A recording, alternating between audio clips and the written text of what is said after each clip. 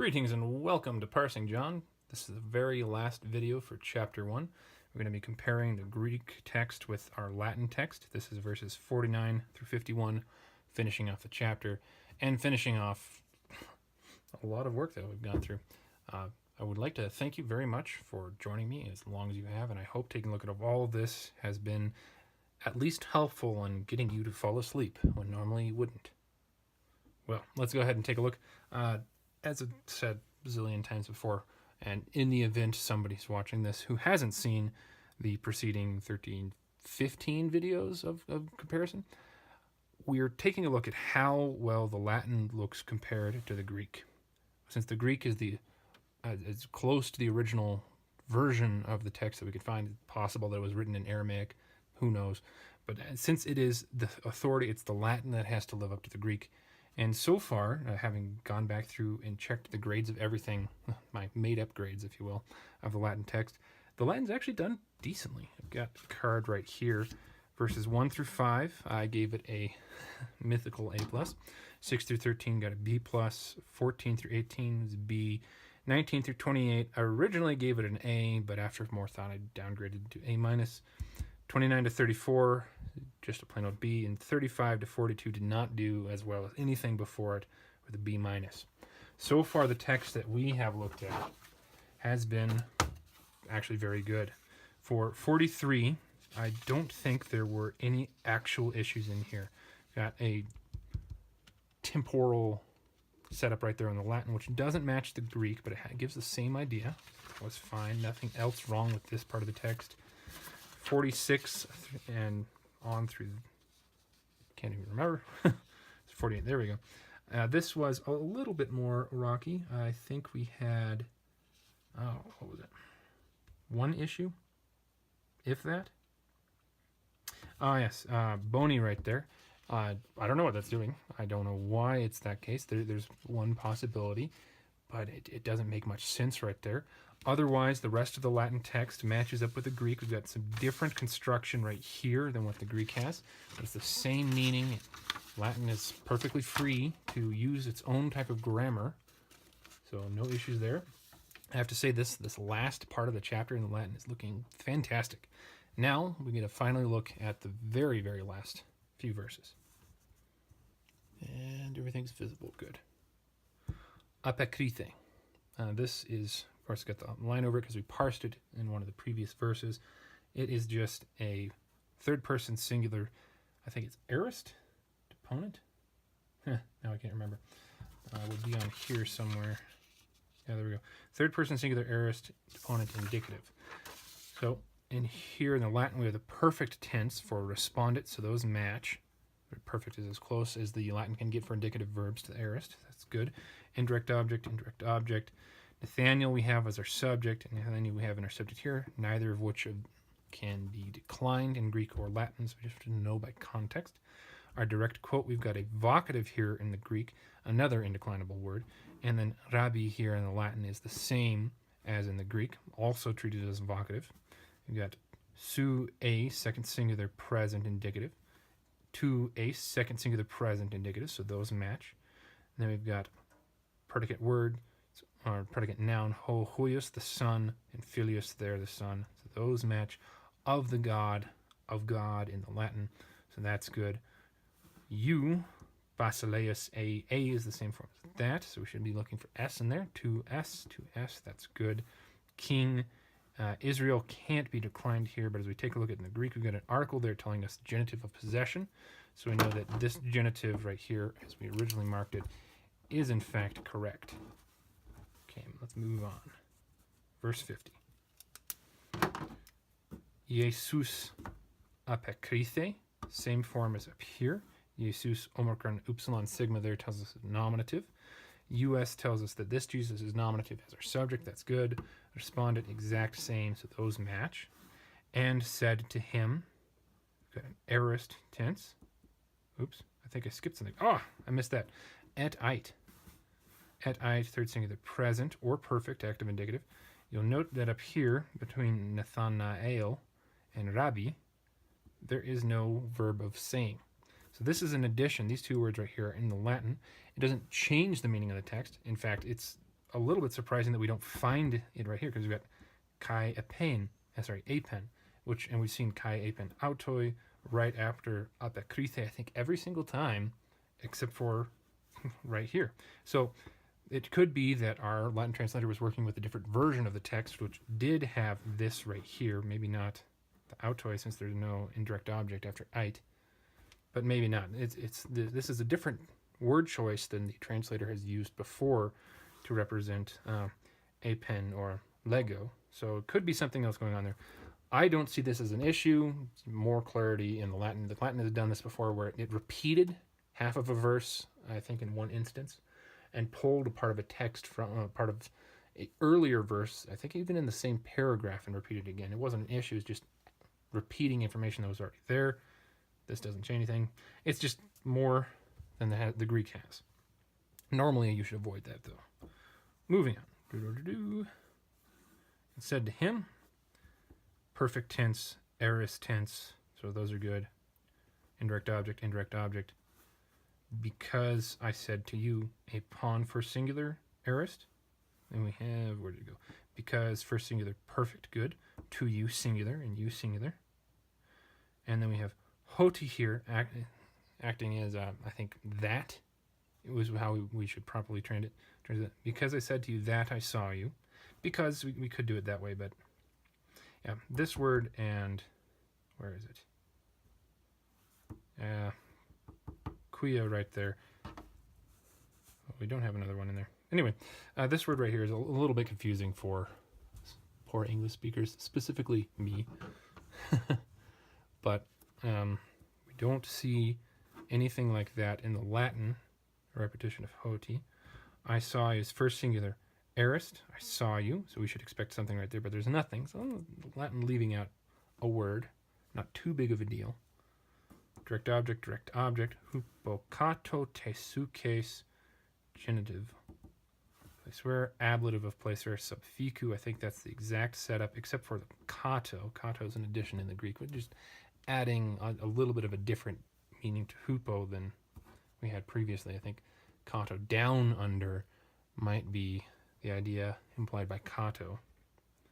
But there's nothing really, as far as I'm aware, like that in Latin. So just using sub, which is what was used in verse, I think, 48, isn't too big of a deal. Could be wrong there. But let's move on. Fig tree. We've got second singular present indicative with pisteues, and second singular present indicative with credis. So those match. Mezzo, accusative singular comparative. Maius, accusative singular comparative. It's neuter in our Latin, but it is masculine or feminine in our Greek. So a gender change right there, but that's not too big of an issue. The way that Greek and Latin treat these might be a little bit different. If that is the case, I haven't seen it, but my reading in Greek and Latin is not that wide that I would know something like this. Then we've got genitive of comparison with two-tone, and it's plural. We've got ablative of comparison in his, and it's also plural, so those match. Then we've got second singular future indicative, opsei. We've got widebis, second singular future indicative, so those match. That's good. Let's move on again.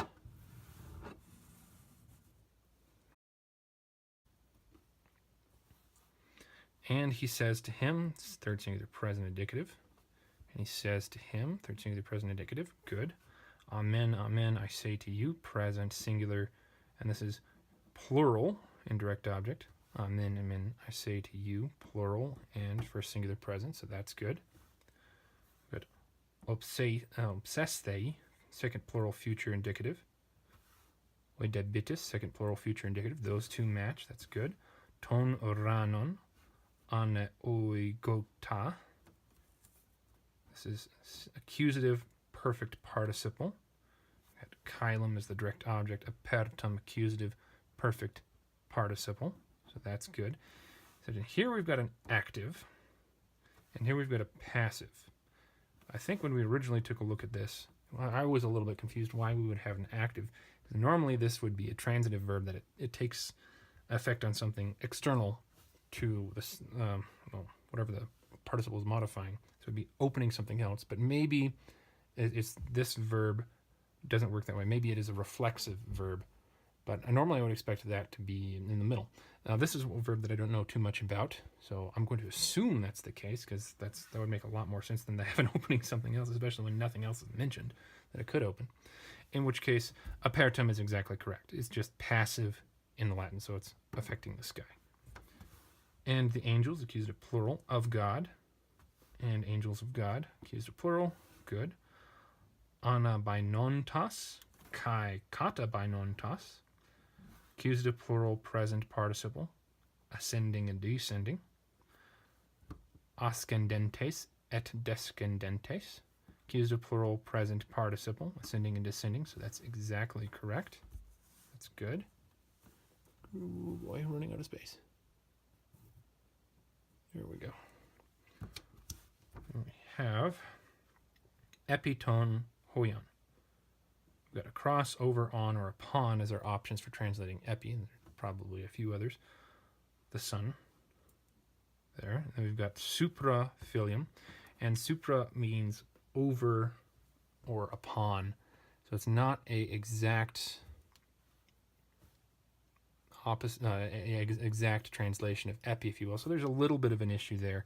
It doesn't have the wide variety that epi does, but it still gives a similar idea, at least one way that this could be translated. Over the sun, hominis, of man, of the man. But it doesn't give what sounds best in English. Fortunately for Latin, Latin is not English. It doesn't have to kowtow to what English would want. English didn't even exist back then. So I'm not aware of whether or not this is actually a problem in meaning of the text. It could be, but that is something beyond my knowledge. And there we have it. We've gone all the way through 51 in this. I don't think I've noticed anything big. Supra, of course, could be an issue, but it might not be. It's beyond my knowledge. Let's see, we're missing... where did it go? I've lost it. There it is. We're missing a word for that in the Latin, but then again, the Latin, depending on what type of clause it would set up for that, it wouldn't need it. Now, since it's got a main clause, I think that this sets up a slightly different type of clause in the Greek that the Latin could have replicated, possibly with an indirect statement, in which case there wouldn't need to be an equivalent of this, but Latin didn't go with an indirect statement, so that could also be an issue right there, slightly off in the translation. But then again, it could just be a way that Latin says this exact sort of phrase different from how Greek does.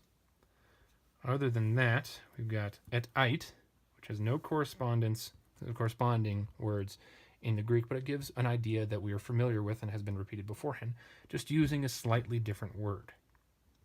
Well, there we go. I can't think of anything else to cover here. The Latin text is done really well. A few very, very minor issues. So this section right here on its own, as it compares to the Greek text and everything that's come before it, I think this section by itself, I would probably give it, I think this definitely deserves an A. Not an A+, because it still has a little bit off in one word bony, which, what is it doing there? Why is it that way? But there we go. An A. As for everything from verse 1 to 51, proper calculation could probably be done and get something actual. But by the looks of this, I think the text as a whole, everything from the beginning, the entire chapter of the Latin, its quality is about a B of my completely made-up grading system, which means nothing. But there you have it. That's my opinion of it. John chapter 1 and the Latin, as it compares to the Greek, I give it a solid B. Not a B minus, not a B plus. It's good. Has its issues, but it's still good. I hope chapter 2 holds up as well. Thank you very much for joining me through all 100 whatever videos it took to get through chapter 1. I hope that I have not bored you to death too much, or if I did, you got lots of good sleep out of it. And if you are interested in continuing along with this, my current plan is to go on to chapter 2 and continue very similar to what we've been doing here. I might focus a little bit more on the grammar. The videos might get a little bit longer. That's something I'm still working out. With the very first Greek video that'll be coming out, chapter 2, verse 1. I will give more specifics about how I'm going to handle it. And if anybody has some suggestions on how I might be able to do this better, I'm more than willing to listen and to change as we go along. And my offer for anybody who wants to look at a different text than John chapter 2 still stands. If you want me to look at something else, let me know and I'll consider it. Not the book of Revelation, though. No, not ready for that. And thank you very much for joining me. I hope you have a very good day.